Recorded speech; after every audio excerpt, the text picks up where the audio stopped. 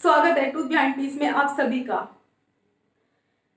कोई भी महिला जब अपने प्रति हुए अन्याय का विरोध करती है तो सबसे पहले उसे अपने परिवार का विरोध का सामना करना पड़ता है और फिर उसके बाद उसे समाज के विरोध का सामना करना पड़ता है, क्योंकि हमारे यहाँ कहा जाता है कि भले परिवार की स्त्रियां आवाज नहीं उठाती। बहुत सारी ऐसी स्त्रियां चुपचाप अन्याय सहती रहती है क्योंकि उनके भीतर बहुत सारे डर होते हैं। इस तरह से उनकी सेल्फ रिस्पेक्ट पूरी तरह से टूट जाती है और उनका स्वाभिमान पूरी तरह से खत्म हो जाता है और एक तरह से वो जिंदा लाश बनकर रह जाती है, लेकिन फिर भी वो चुपचाप अन्याय सहन करती रहती हैं। क्यों हमें अन्याय नहीं सहन करना चाहिए, हमें आवाज उठाना चाहिए। आगे हम ये सब जानने का प्रयास करेंगे। जब भी कोई लड़की बड़ी होती है तो उसे ज्यादा लोगों से मिलने जुलने नहीं दिया जाता और उसे ज्यादा बाहर नहीं निकलने दिया जाता, क्योंकि कहीं ना कहीं उसके पेरेंट्स के मन में असुरक्षा की भावना होती है कि कोई गलत व्यक्ति उस लड़की का कोई फायदा ना उठा ले। लेकिन वो महिला परिपक्व नहीं हो पाती क्योंकि उसने लोगों को समझा ही नहीं है, तो उसे उन लोगों से डील करना कैसे आएगा। इस तरह से वो परिपक्व नहीं हो पाती और दूसरी तरफ उसका विवाह एक ऐसे परिवार में कर दिया जाता है जिसे वो जानती भी नहीं है और विवाह भी किया जाता है इस आधार पर कि लड़का अच्छा कमाता है और देखने में वो खूबसूरत है और उसके परिवार का मान है, सम्मान है। इस आधार पर उसका विवाह कर दिया जाता है। लेकिन हम ये सब जानने का प्रयास नहीं करते कि उस व्यक्ति का मानसिक स्तर क्या है या उसकी सोच कैसी है, महिलाओं के प्रति उसकी सोच कैसी है, हम ये सब जानने का प्रयास नहीं करते।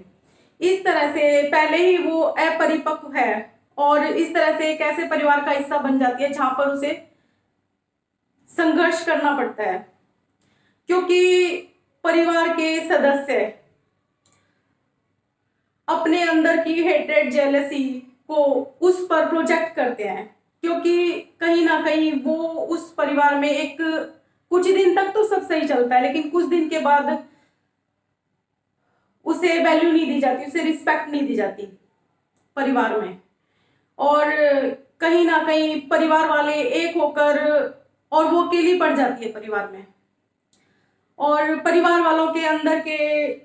जेलसी हेट्रेड को वो उस पर प्रोजेक्ट करते हैं और वो पूरी तरह से टूट जाती है, क्योंकि वो पूरी तरह से उन्हें समझ नहीं पाती कि उसके साथ ये क्या हो रहा है, क्योंकि उसने तो एक्सपेक्ट किया होता है कि उससे परिवार में प्यार मिलेगा, उसकी भावनाओं को समझा जाएगा, उसकी जरूरतों को पूरा किया जाएगा।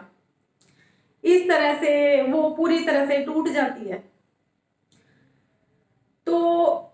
उसे सिखाया गया है कि उसे परिवार के खिलाफ या समाज के खिलाफ नहीं जाना, क्योंकि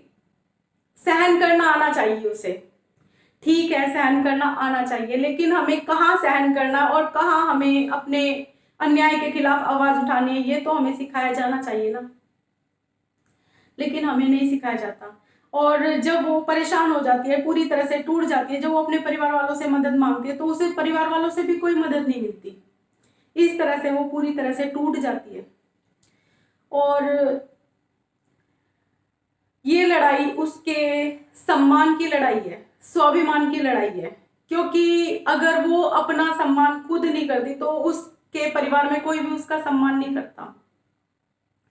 इसलिए हमें अपने प्रति हुए अन्याय के खिलाफ आवाज उठानी चाहिए और कहीं ना कहीं हमें मानसिक रूप से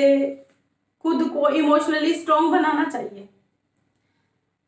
और लोगों को समझना आना चाहिए, उनसे डील करना आना चाहिए। अगर हम अन्याय के खिलाफ आवाज नहीं उठाते तो अन्याय कहीं ना कहीं सामने वाला व्यक्ति हावी होता चला जाता है और अन्याय हमारे ऊपर बढ़ता चला जाता है। अगर हमें चाहिए कि हम उस अन्याय का डट कर विरोध करें। ये लड़ाई हमें अकेले ही लड़नी पड़ेगी, क्योंकि ये बात सच है कि कोई भी इस लड़ाई में हमारा साथ नहीं दे